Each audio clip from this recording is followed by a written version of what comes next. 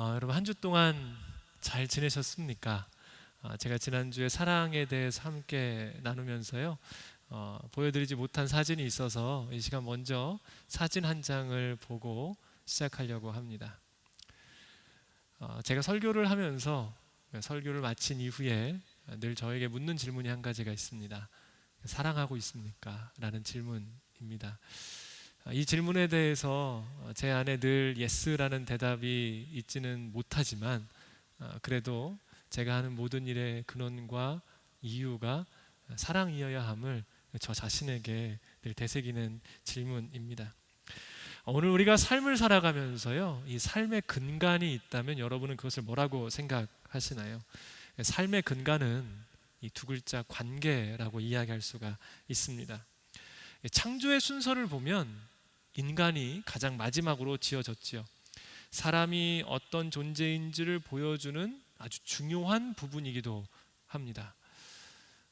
하나님께서 모든 만물을 지으신 이후에 사람을 만드셨다는 것은 역으로 생각해 보면 사람은 그러한 존재가 없이는 살 수 없는 존재라고 이야기할 수가 있습니다. 곧 사람이라는 존재는 수많은 관계 안에서 살 수밖에 없는 인간이라는 것이지요. 목회자 동기 중에 노숙자 사역을 하는 친구가 있습니다. 이 친구가 거의 한 10년 정도 노숙자 사역을 했습니다. 이 친구 사진을 잠깐 좀 보여주시겠습니까? 여러분 보시는 것처럼 오늘도 집이 아닌 다른 곳에서 생활을 하고 주무시는 분들을 찾아다니면서 이 친구는 이런 분들을 만나고 있습니다. 이 친구의 사역 시작부터 함께 이야기를 나눴고 또 지금도 함께 그 이야기들을 종종 하곤 하는데요, 이 친구가 이야기를 한번 나누면서 제가 크게 오해했던 부분이 있다는 것을 알게 된 적이 있었습니다. 이 친구가 저한테 이렇게 물었었어요. 노숙인이 어떤 사람이라고 생각하냐고 저한테 묻더라고요. 여러분의 답은 어떤 것이세요? 저는 이렇게 대답을 했습니다.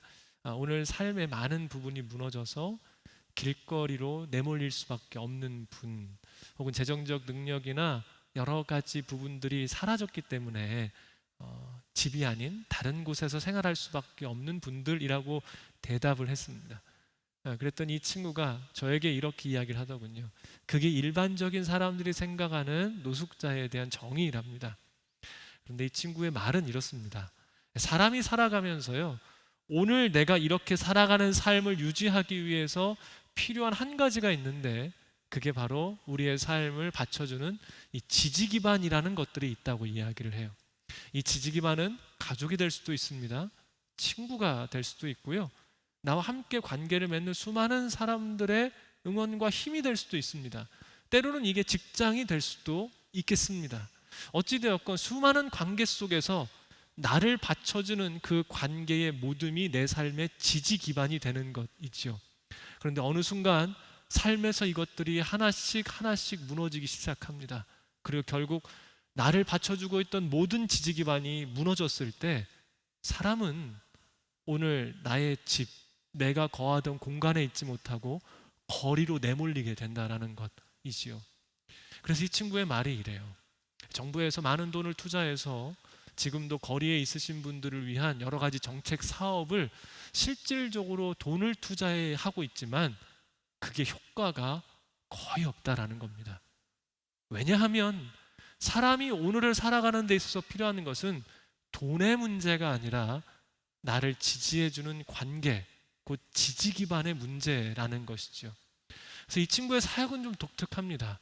우리는 보통 노숙자 사역을 생각할 때 무료급식을 많이 생각을 하시죠. 이 친구도 이 사역을 시작하면서 그런 많은 곳들을 다녀봤는데 방향성이 좀 달랐나 봅니다. 그래서 이 친구가 하는 일은 많은 간식들을 준비를 해요. 그래서 지금 보시는 것처럼 이런 간식들을 가방에 잔뜩 넣고 양손에 싸고 오늘도 길거리에 계신 분들 혹은 쪽방에서 편하게 주무시지 못하는 많은 분들을 찾아갑니다. 뭘 할까요? 식사 대용이 되는 이 간식을 그분들에게 나눠드려요. 그 손을 한번 잡아드립니다. 그리고 이렇게 이야기를 해요. 저는 여러분들을 위해 기도하는 목사입니다. 제가 친구가 되어서 기도해 드려도 될까요? 그럼 이분들이 전에는 식사 한 번으로 마쳤던 그 시간이, 혹은 무언가 물품을 받고 끝났던 그 시간이 아니라 매주 혹은 일정한 간격으로 찾아와 손을 잡아주고 기도하며 친구가 되어주는 제 친구 목사와 관계를 맺기 시작합니다. 저에게 이렇게 이야기를 해요. 자신의 소망은 이분들의 친구가 되어 이분들의 지지 기반이 되어주고 이분들이 일어설 수 있도록 돕는 일이다. 그런데 우리가 고백하듯이 인생의 가장 좋은 친구, 가장 놀라운 친구, 내 인생의 가장 놀라운 지지 기반은 예수님입니다. 내가 그분들의 친구가 되려고 하는 것은 나의 친구가 되어주시고 나의 인생의 지지 기반이 되어주시는 그 예수님이 그분들의 친구, 그분들의 지지 기반이 되기 위해서 나는 오늘도 이렇게 사역한다라고 이야기를 합니다. 여러분, 인생을 살아가면서 우리에게 진정으로 중요한 것은 무엇일까요? 세상에 많은 사람들은 오늘도 돈을 쫓고 그것으로 인해 살아가려고 합니다만 결국 우리를 받쳐주는 것은 관계입니다. 이 관계가 유지될 수 있도록 우리에게 힘을 불어넣는 가장 근본적인 것을 성경은 사랑이라고 이야기하고 있지요. 그래서 사랑이 없으면 아무것도 아니고 어떤 유익도 없다라고 우리는 지난주에 함께 나눴었습니다. 이제 우리에게 주어진 중요한 질문이 있다면 이 사랑, 우리의 삶을 진정으로 이루어가고 관계를 만들어 삶을 이루게 하는 이 사랑이 실질적으로 어떤 모습이냐를 알아가는 것은 우리에게 있어서 참으로 의미 있는 일일 것입니다. 그래서 사도 바울은 사랑에 대한 자리, 사랑의 존재의 중요성을 먼저 언급하고 난 뒤에 실제 사랑의 속성이 어떤 것인지, 실제 우리의 삶 가운데서 그 사랑이 어떠한 모습인지를 우리에게 잘 이야기해주고 있습니다. 그 말씀이 4절부터 6절까지 함께 보셨던 말씀인데요, 먼저 그 사랑의 실제를 이야기해주는 4절 말씀 다시 한번 읽어보도록 합니다. 우리 4절 함께 읽겠습니다. 시작. 사랑은 오래 참고 사랑은 온유하며 시기하지 아니하며 사랑은 자랑하지 아니하며 교만하지 아니하며. 사도 바울은 사랑의 속성, 사랑의 실제를 이야기하며 그 첫 번째로 언급한 것이 있습니다. 잘 아시죠? 어떤 이야기할 때요, 첫 번째라고 하는 이야기는 잘 들어야 됩니다. 그런데 그게 바로 무엇이냐면 오래 참음이라고 이야기를 하고 있어요. 사도 바울은 사랑의 사랑됨, 사랑의 특징을 이야기할 때 오래 참음을 이야기합니다. 왜 오래 참음이 그토록 중요할까요? 근데 이 이야기를 하려면 조금 더 멀리 가야 됩니다. 바로 진정한 사랑이 무엇인지를 찾아야 왜 오래 참음이 사랑에서 중요한지를 알 수가 있어요. 자, 여러분들께 한번 여쭤볼게요. 여러분, 오늘 우리가 사는 이 세상에서요, 진짜 사랑, 참된 사람, 완전한 사랑이 있을까요? 찾으셨어요? 경험하셨어요? 만나보셨어요? 세상에는 없는 것 같아요.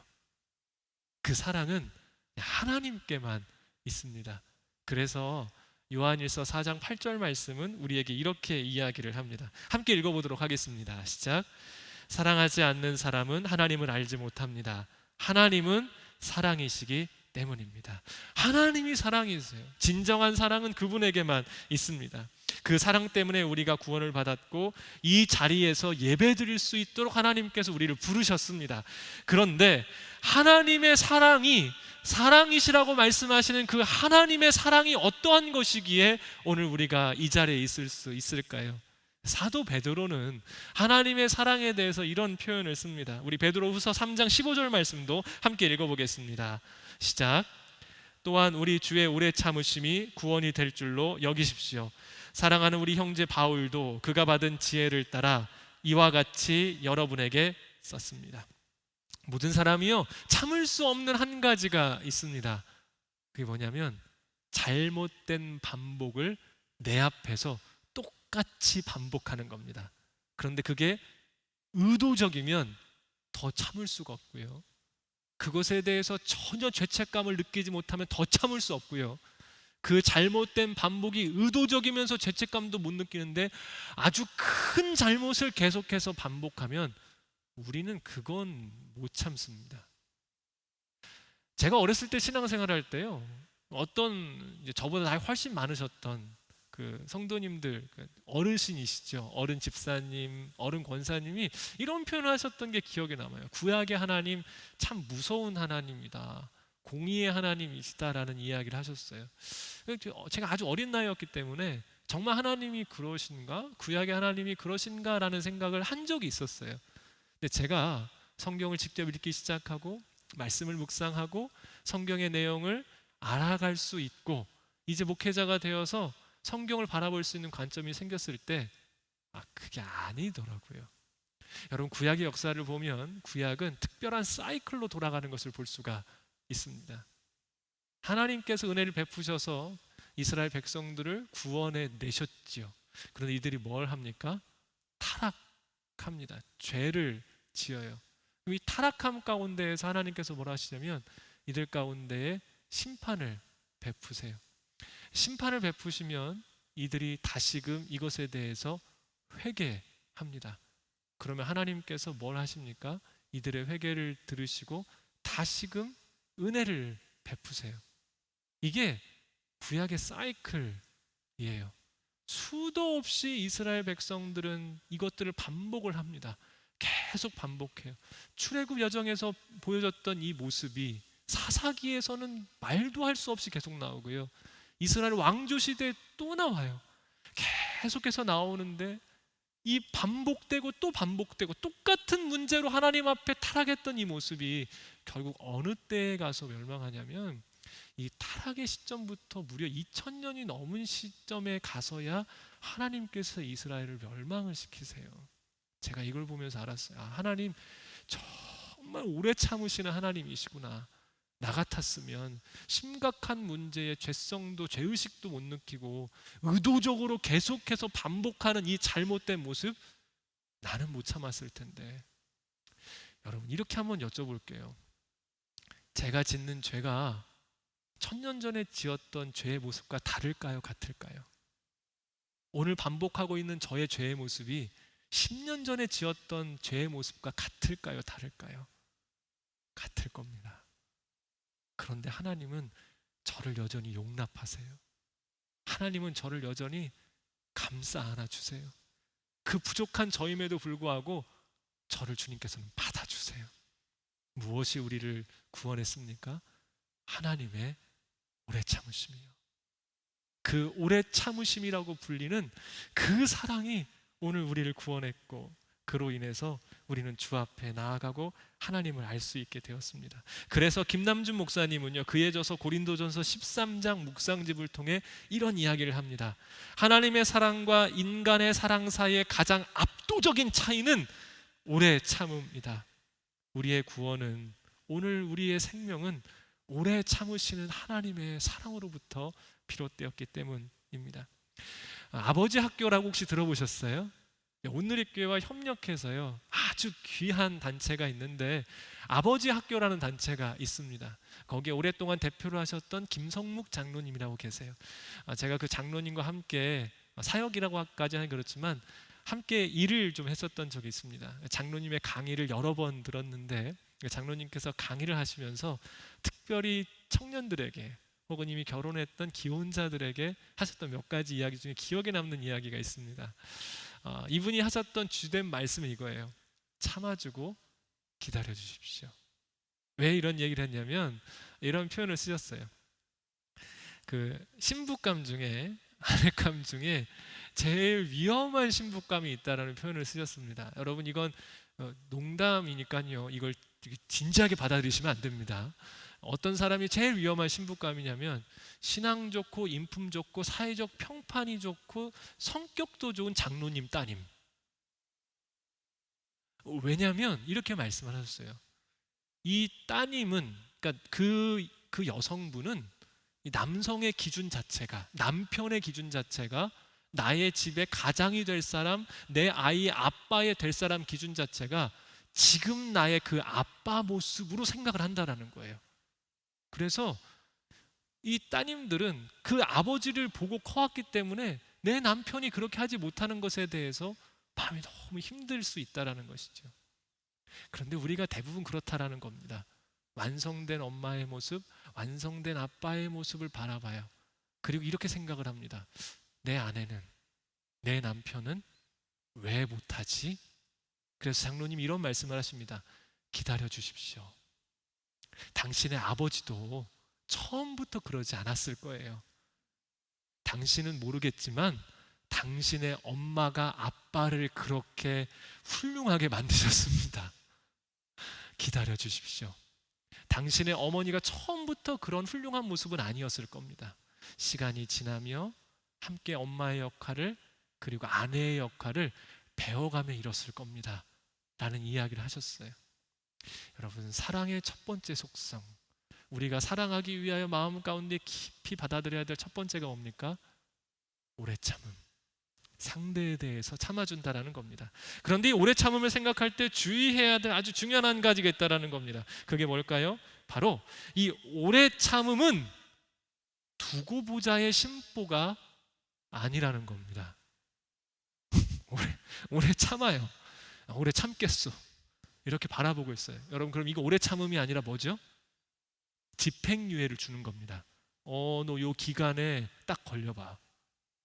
오래 참음은 집행유예를 주는 것이 아니에요. 오늘 우리가 이야기했죠. 하나님의 오래 참으심으로 우리가 구원을 받았습니다. 그런데 그 하나님의 오래 참으심은 어떤 것입니까? 나의 잘못을 용납해 주시는 오래 참음이에요. 나는 분명히 똑같은 잘못을 또 하고 있는데 주께 나아가면 그것을 받아주시는 오래 참음입니다.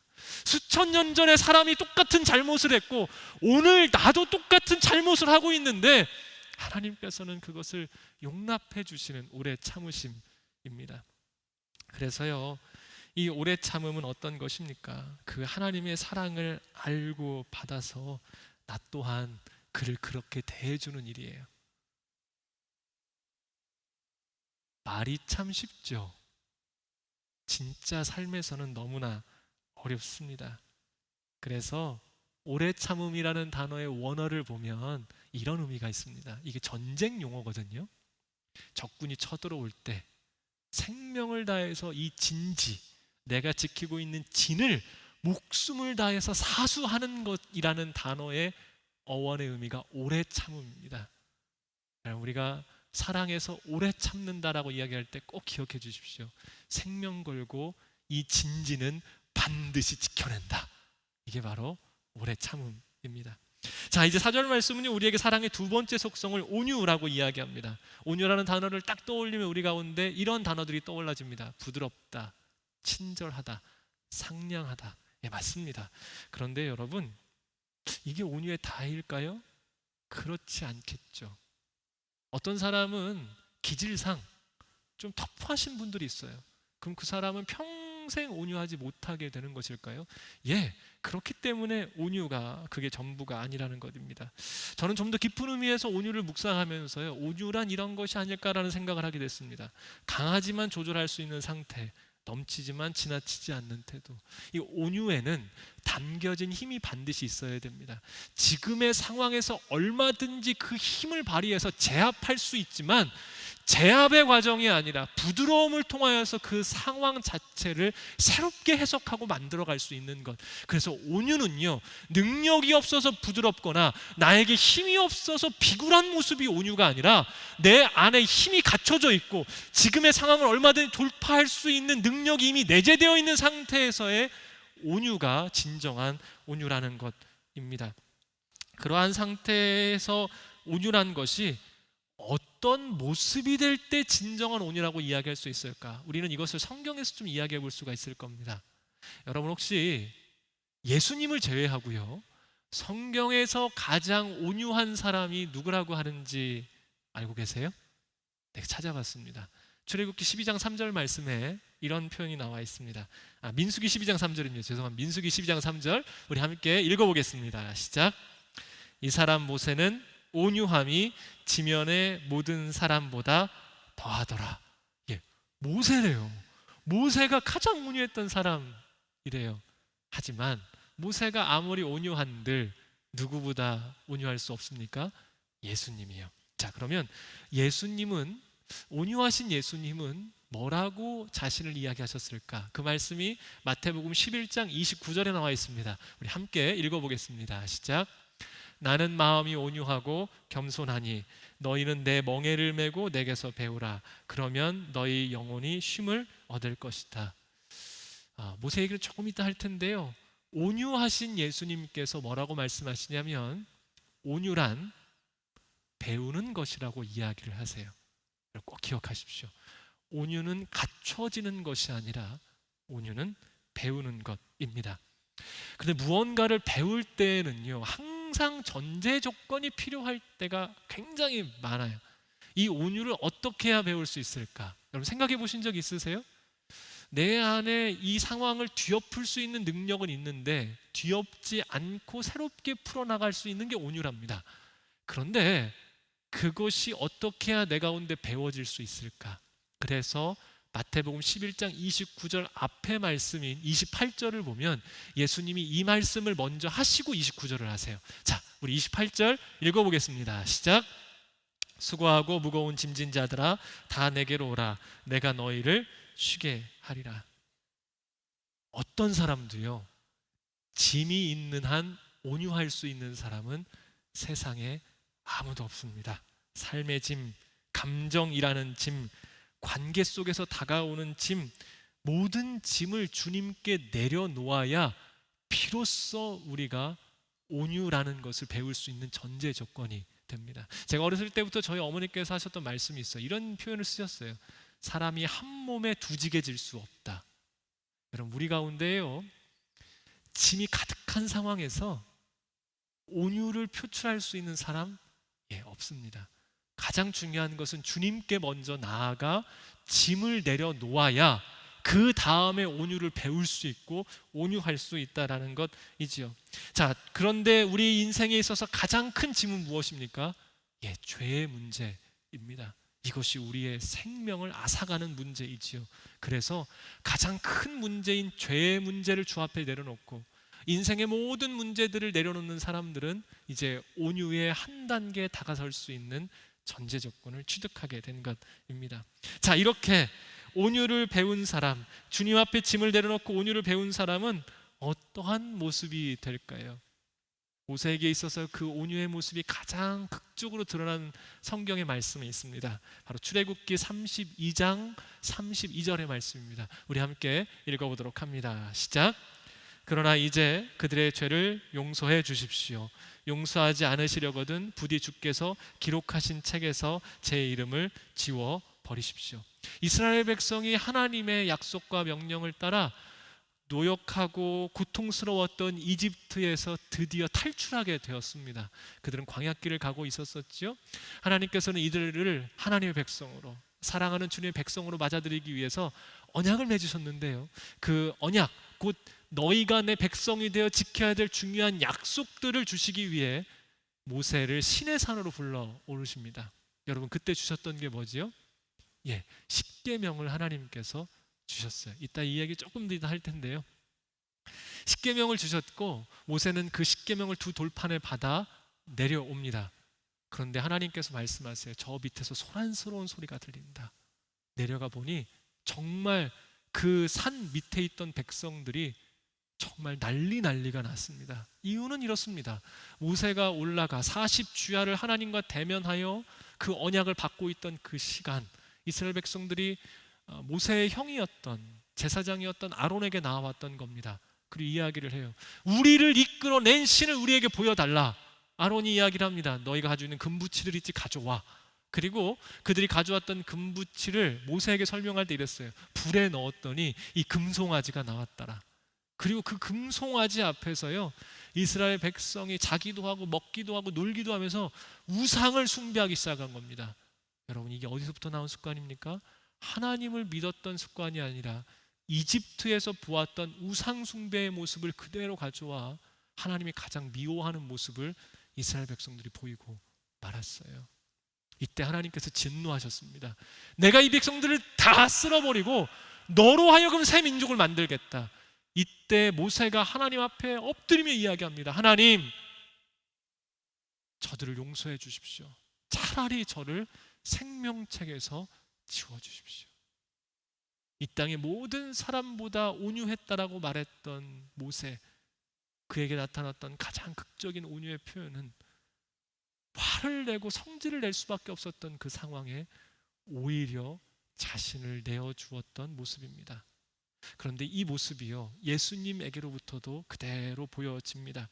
참으로 온유하신 예수님, 누가복음 23장 34절, 우리 그 말씀을 통해서 주님의 모습을 보도록 합니다. 함께 읽겠습니다. 시작. 예수께서 말씀하셨습니다. 아버지, 저들을 용서해 주소서. 저들은 자기들이 하고 있는 일을 알지 못합니다. 여러분, 예수님과 모세의 공통점 무엇일까요? 이 장면은 예수님께서 십자가 지셨을 때입니다. 십자가 지셨던 그 시간, 자신을 욕하고 모욕하고 십자가에 못 박았던 그들을 향해 말씀하시는 겁니다. 저들이 무엇을 하는지 알지 못합니다. 용서해 주십시오. 자신에게 허락된 능력이 있어요. 나에게 주어진 권한이 있어요. 그런데 모세도 그러했고 예수님도 그러했고요. 그들을 벌하는 것이 아닌 오히려 자신에게 주어진 것을 통해 관계를 새롭게 정비해 나가는 것이 모세와 예수님의 공통점입니다. 사랑하는 여러분, 온유는 단순한 부드러움이 아닙니다. 말씀드린 것처럼 부드러운 태도는 타고난 성품과 기질을 통해서 얼마든지 발휘될 수가 있습니다.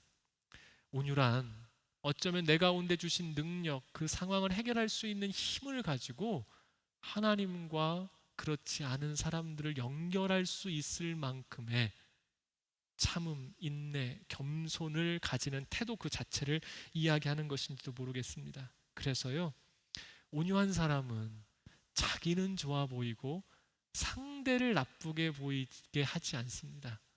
세상을 살다 보면 이런 사람들이 많아요. 참 좋은 사람인 것 같은데 그 사람과 함께 있다 보면 그 사람은 좋아지는데 주변에 있는 사람들이 나쁘게 보여지는 경우들을 종종 경험합니다. 하지만 온유는 반대입니다. 온유는 오히려 나의 이 온유한 성품을 통하여서요, 이 사람과 저 사람의 관계가 더 새로워지고, 진정한 온유를 가진 사람은 연약한 자의 모습 가운데에 참된 온유를 보여줌으로 인하여서 하나님을 바라보고 하나님과의 관계를 새롭게 하는 것이 이 온유의 가장 놀라운 특징이라는 것이지요. 이렇게 사랑의 두 번째 속성인 이 놀라운 온유를 가지고 훈련받아 그 온유의 모습을 드러내는 사람들에게는 어떤 복이 있을까요? 시편 말씀을 보면 하나님께서 그에게 하나님의 도를 보이실 거라고 말씀하십니다. 예수님께서는 팔복의 말씀을 통해 온유한 사람에게는 땅을 기업으로 받을 것이라 말씀하십니다. 사랑하는 여러분, 그 온유가, 그 사랑의 온유가 여러분들 가운데 훈련되어지고 드러나기를 소망합니다. 이제 오늘 나눌 수 있는 마지막 주제가 될 것 같습니다. 벌써 설교의 시간이 많이 지나고 있는데요, 오늘 설교의 제목과도 깊은 연관성이 있는 내용입니다. 사랑의 세 번째 특성은 뭘까요? 자, 저를 따라서 한번 해주십시오. 사랑은, 한 번 더요. 사랑은 하지 않는 것입니다. 굉장한 이상한 문장이죠. 사랑인데 사랑은 하지 않는 것이랍니다. 어떤 사람과의 관계가 좋기도 하고 나쁘기도 합니다. 여러분, 왜 그럴지 혹시 생각해 보신 적이 있습니까? 그때는요, 이 한 가지를 돌아보면 그럴 수도 있겠구나 라고 여러분들도 동의해 주실 수 있을 거예요. 어떤 사람과 가까워진 상태를 보면 이 사람이 나에게 내가 좋아하는 일을 했다라기보다는 내가 싫어하는 행동을 하지 않았을 때 그 사람과 불편함이 없이 지낼 때가 많이 있습니다. 근데 이와 반대로 저 사람이 나에게 여러 가지 좋아하는 행동을 했을지라도요, 싫어하는 행동들을 반복해서 보이거나, 이런 표현 쓰시죠. 정말 내가 극혐하는 행동을 그 사람이 한 번이라도 하면 우리는 그 사람이 보기가 싫어져요. 이건 우리의 본능적인 태도입니다. 사람이 관계를 맺을 때 있어서 싫어하는 일을 하는 사람은 우리가 꺼려할 수밖에 없는 것이 우리의 관계 안의 속성입니다. 그래서 사랑의 관계를 맺고 사랑의 모습으로 함께 하기 위해 정말 중요한 것이 무엇일까요? 이 부분입니다. 상대가 싫어하는 것을 하지 않는 것이 사랑함에 있어서 아주 중요한 원리가 된다는 것이죠. 자, 앞서 말씀드렸던 십계명이 있습니다. 여러분 그 십계명 기억하시죠? 이 십계명을 보면 이 원리가 그대로 드러나 있습니다. 우리 십계명 잠깐 좀 띄워주십시오. 자, 일 보면 맨 끝에 그 동사만 보겠습니다. 맨 끝 동사가 뭡니까? 말라. 두 번째 보겠습니다. 자, 두 번째 끝에 동사가 뭡니까? 말하라. 세 번째 말하라. 네 번째. 자, 처음으로 무엇 해라 라고 나왔어요. 다섯 번째 공경하라 나왔습니다. 자, 여섯 번째 말라, 또 하지 말라네요. 일곱 번째 말하라. 여덟 번째 말하라. 아홉 번째 또 말하라. 열 번째 말하라.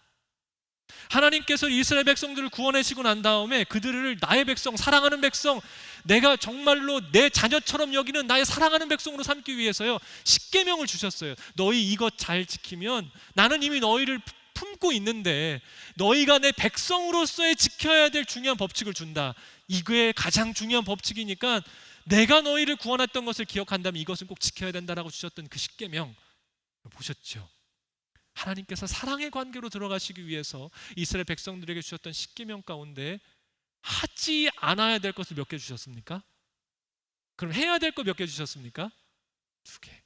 그럼 십계명 중에 하지 말아야 될 게 몇 개지요? 8개. 예. 하나님께서도요, 오늘 우리와 관계를 새롭게 맺어가시기 위하여서 그 이스라엘 백성에 주셨던 계명을 보면 하지 않아야 될 것을 8개를 주셨어요. 이것이 오늘 우리가 읽었던 말씀에 그대로 적용이 됩니다. 자, 오늘 말씀인데요, 4절에서 6절까지의 말씀 우리 다시 한번 읽어보도록 하겠습니다. 함께 읽어봅니다. 시작. 사랑은 오래 참고 친절하며 사랑은 시기하지 않으며 자랑하지 않으며 교만하지 않으며 무례하지 않으며 자기 유익을 구하지 않으며 성내지 않으며 원한을 품지 않으며 불의를 기뻐하지 않으며 진리와 함께 기뻐하고. 여러분 혹시 지금 사랑에 대한 속성들이 쭉 나열되고 있는데요, 읽으시면서 몇 개인지 세보셨습니까? 안 세보셨죠? 제가 준비했습니다. 11개입니다.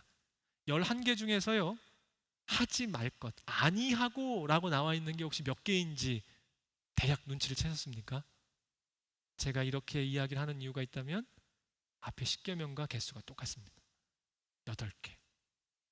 사랑의 속성에 대해서 이야기를 할 때요, 사랑이란 무엇인가에 대해서 이야기를 할 때 해야 될 2가지를 먼저 앞에 딱 보여주시고 난 이후에 나머지 8개, 9개가 있는데요, 그 9개 중에 8개를 뭐라고 말씀하시냐면 하지 않아야 될 것, 하지 않아야 될 것이라고 8번을 강조를 하고 계신다라는 것입니다. 사랑이란 상대에 대한 깊은 관심이에요. 그래서 사랑하면 배려하게 되어 있어요. 사랑하면 상대를 위하게 되어 있습니다. 사랑하면 나보다 상대를 더 위하는 게 사랑의 속성입니다. 상대를 배려하고 위하고 먼저 생각하는 모든 행동 가운데 핵심이 되는 것이 무엇이냐면 상대가 싫어하는 것이 무엇인지를 파악해서 하지 않는 것이 배려와 위함의 가장 중요한 모습이 되어야 된다는 것이죠. 제가 성도님들과 만나서 강의를 하거나 설교할 때 이런 표현을 가끔 씁니다. 결혼하신 분들 가운데는 집안에 원수가 한 분씩 계시죠. 안 계시는 분들도 있지만 계시는 분들이 있습니다. 여러분 그분들에게 우리가 왜 이런 농담처럼 그런 표현을 쓰게 되었을까요? 곰곰이 생각해 보면 나와 가장 가까운 사람, 함께 해야 될 사람이 이상하게도요, 내가 안 좋아하는 일들을 할 때가 종종, 아니면 어쩌면 너무 많을 때가 있다라는 것입니다. 여러분 사랑은 상대를 배려하는 일입니다. 나보다 상대가 우선이 되어야 됩니다. 그렇다면 가장 중요한 것은 내가 그에게 무언가를 해주는 것보다 그가 싫어하는 것, 그가 힘들어하는 것, 그가 마음 아파하는 것, 그가 질색하는 것에 대해서 하지 않아주는 것이 사랑에 있어서 매우 중요합니다. 그것을 통해 우리는 관계를 맺고 서로에게 신뢰가 쌓아지고 그가 나를 배려하고 그가 나를 생각하고 그가 나를 위한다라는 것을 우리는 알아갈 수 있다라는 것이지요. 사랑한다면, 진정으로 우리가 그를 사랑하게 된다면 우리는 그 사람을 위한 배려를 통해서 그와 함께 그렇게 맞춰가는 것이 맞습니다. 오늘 우리가 사랑의 속성에 대해서 하나하나 이야기하면 참 좋겠습니다만 시간이 부족해서 그 사랑의 속성을 다 이야기할 수는 없고요. 특별히 우리가 읽었던 말씀 중에 5절에 보면 무례히 행하지 않는다라는 표현이 나와 있는 것을 볼 수가 있습니다. 특별히 이 이야기를 김동호 목사님께서 페이스북에 올린 글이 있으세요. 그래서 이 한 가지 이야기를 여러분들께 전달하고 오늘 설교를 좀 마무리하고자 합니다. 한번 들어보셨으면 좋겠습니다. 무례히 행하지 않는다. 고린도전서 13장이 말씀하고 있는 사랑의 기술 중에 무례히 행하지 아니하며가 있다. 언제 사람은 가장 무례해질까? 내가 볼 때 사람은 오를 때 무례해진다. 자신이 오를 때, 옳지 못한 일을 사람에 대하여 가장 무례해지기 쉽다. 함부로 화내고 윽박지르고 다투고 싸운다. 옳지 못한 일은 다투어야 한다. 싸워야 한다. 그래도 무례하면 안 된다. 우리에겐 그런 자격이 없다. 의인이든 죄인이든 인격은 똑같은 것이기 때문이다. 무례함 때문에 사랑이 깨진다. 부부관계도 그렇다. 부자 관계도 그렇다. 이웃과의 관계도 그렇다. 지금은 이 목사님께서 나이가 이제 많으세요. 오래전에 쓰신 글이라서요. 아드님들이 더 나이가 많으십니다. 그때 쓴 것을 감안하고 들어주십시오. 둘째가 대학 때 귀를 뚫었다. 이해가 되지 않았다. 야단치고 싶었다. 참았다. 기다려 주었다. 기다리는 동안 화가 가라앉았다. 화가 가라앉은 상태에서 생각해 보니 별거 아니었다. 애들이 그럴 수도 있지 뭐. 돈이 없어 싸구려 귀걸이를 한 둘째에게 아버지가 좋은 거 사주마 했다. 거의 40이 다 된 둘째는 아직도 나만 보면 와서 안긴다. 갈 땐 볼에 뽀뽀까지 한다. 아직도 나를 아빠라고 부른다. 우린 아주 사이 좋은 부자다. 막내가 고등학교 때 공부를 안 했다. 안 하니 못했다. 어느 날 내가 막내의 성적표를 보고 한마디 했다. 이건 죄다. 셋째를 야단치지 않았다. 화내지 않았다. 대신 3년을 기다려주기로 했다. 지금 시작해도 절대로 늦지 않는다고 말해주었다. 그때 아이가 마음을 참았다. 좀 늦었지만 공부하기 시작했다. 결국 평균 사수를 해야만 들어간다는 장신대를 재수 끝에 들어갔다. 목사가 되었다. 내 보기에 나보다 나은 목사가 될 거다. 그러나 그보다 더 중요한 게 있다. 그건 우리 막내와도 사이가 좋다는 것이다. 사랑한다고 하면서 사랑하는 사람에게 함부로 화내고 참지 못하고 무례하고 인격을 건들고 자존심을 상하게 하고 그의 사랑은 본능에만 머물러 있는 사랑이고 기술은 하나도 없는 서툰 사랑이다. 그 서툰 사랑이 사랑을 깬다. 사랑에 상처를 준다. 사랑한다면 사랑해야 한다. 사랑할 줄 알아야 한다. 사랑할 줄 알려면 사랑을 배워야 한다. 은사를 받아야 된다. 그리고 연마해야 한다. 참는 거, 오래 참는 거, 문 밖에서 기다릴 줄 아는 거, 화내지 않는 거, 함부로 성내지 않는 거, 무례히 행하지 않는 거, 예의를 지키는 것 배워야 한다. 기도하며 은사처럼 받아야 한다. 그리고 끊임없이 훈련하고 연습하여야 한다. 사람들은 관계가 끊어졌을 때, 나빠졌을 때 옳고 그름만을 생각한다. 물론 옳지 않음은 관계가 나빠지고 끊어지는 중요한 이유다. 그러나 그게 전부는 아니다. 그 옳지 않음에 대한 무례함, 참지 못함, 기다려주지 못함, 함부로 화내고 성낸과 같은 서툰 사랑의 기술이 더 크고 중요한 이유요, 원인이다. 그런데 사람들은 그걸 잘 모른다. 그리고 인정하지 않는다. 사랑이 없으면 아무리 오라도 그름을 이길 수 없다. 사랑 없는 정의는 불의에 대하여 함부로 공격하기 때문에 불의는 본능적으로 방어하게 되고 자신의 불의를 인정하지 않게 된다. 그러나 사랑의 기술을 익혀 그름과 싸울 때, 인격적 예의를 갖춰 참고 참을 때, 기다리며 싸운다면 그름은 스스로 방어벽을 허물고 돌아설 수도 있다. 꽤 가능성이 높다. 사랑은 파워이기 때문이다. 능력이기 때문이다. 하나님이 죄인인 우리를 구원하시기 위하여 선택하신 방법이 십자가라는 사실을 잊어서는 안 된다. 십자가는 사랑이다. 그 사랑이 우리를 돌아서게 한 것이다. 지난주에 함께 나눴던 말씀을 읽고 마무리하고자 합니다. 우리 요한일서 4장 12절 말씀 함께 읽겠습니다. 시작. 지금까지 아무도 하나님을 본 사람이 없습니다. 그러나 우리가 서로 사랑하면 하나님께서 우리 안에 계시고 하나님의 사랑이 우리 안에서 온전히 완성됩니다. 하나님이 없는 인생은 죽어 있는 것과 마찬가지입니다. 하나님이 어떻게 우리 안에 계실 수 있을까요? 우리가 서로 사랑할 때 그 하나님이 우리 안에 계신다라고 이야기합니다. 사랑이 좋은 것을 압니다. 사랑해야 된다는 의무감도 우리 안에 있습니다. 그래서 생각보다 사랑의 중요성을 우리가 몰랐고 사랑에 대해서 너무나 서툰 것이 우리입니다. 오늘 말씀이 우리 가운데 가르쳐 주십니다. 사랑이 없으면 아무것도 아닙니다. 그리고 오늘 말씀으로 도전하시죠. 사랑은 오래 참아야 됩니다. 사랑은 온유한 것입니다. 그리고 사랑한다면 상대가 싫어하는 일을 면밀히 살펴보고 배려하고 그가 먼저가 되어 하지 않는 것입니다. 사랑하는 여러분, 오늘 우리에게 말씀하신 이 사랑의 속성 원리들이 우리 안에 깊이 새겨져 하나님이 우리 안에 임재하시고 그 하나님과 동행하고 하나님의 나라를 경험하는 저와 여러분이 되기를 주님의 이름으로 축복합니다. 기도하도록 하겠습니다. 사랑의 하나님, 우리를 사랑하여 주셔서 감사합니다.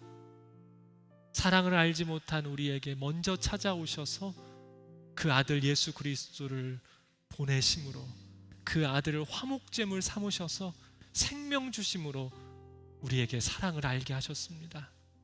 주님, 사랑이 없으면 아무것도 아님을 고백하며 이제 그 사랑이 우리 안에 깊이 새겨지고 차고 넘쳐 사랑하는 삶 살기를 소원합니다. 배우겠습니다. 기도하겠습니다. 연마하겠습니다. 오늘 주신 말씀과 같이 오래 참고 온유하겠습니다. 상대를 진실로 배려하여 그 상대를 바라보며 싫어하는 일 하지 않기 위하여 훈련하고 노력하겠습니다. 우리의 마음을 붙잡아 주셔서 우리에게 허락하신 사랑으로 사랑할 수 있도록 도와주시고 그 사랑함 가운데 우리 안에 임재하시는 하나님의 은혜를 경험하기를 소망하오니 성령님, 우리를 붙들어 주시옵소서. 그리하여 오늘 우리의 삶이 주님과 동행하는 살아있고 생명력 있는 삶이 되길 소망하오니 주님 우리 안에 역사하여 주시옵소서. 감사드리오며 예수님의 이름으로 기도드립니다. 아멘.